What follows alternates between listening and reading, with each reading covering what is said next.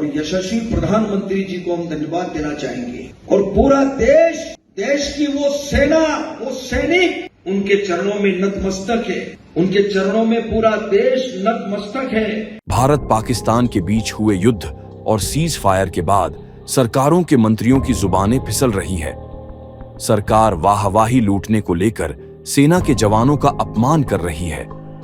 कोई मंत्री भारत की बेटी को आतंकवादियों की बहन कह देता है, तो कोई कह रहा कि सेना और सैनिक मोदी के चरणों में नतमस्तक है, जबकि सेवा के जवानों और सैनिकों के चरणों में पूरे देश को नतमस्तक होना चाहिए।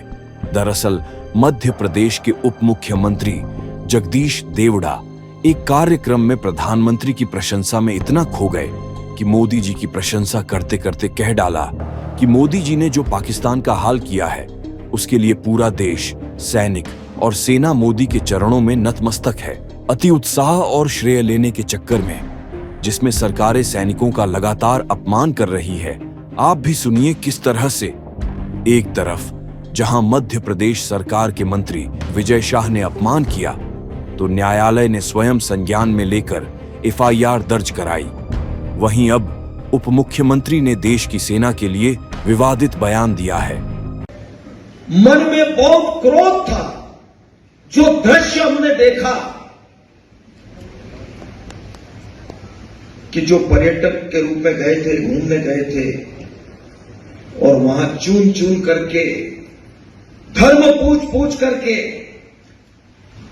और महिलाओं को एक तरफ खड़ी करके उनके सामने गोली मार दी, बच्चों के सामने गोली मारी।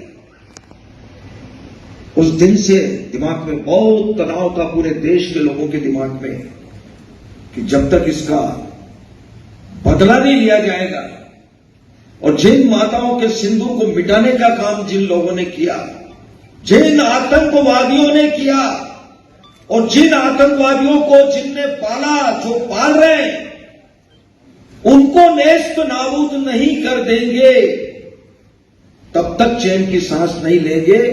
और यशस्वी प्रधानमंत्री जी को हम धन्यवाद देना चाहेंगे।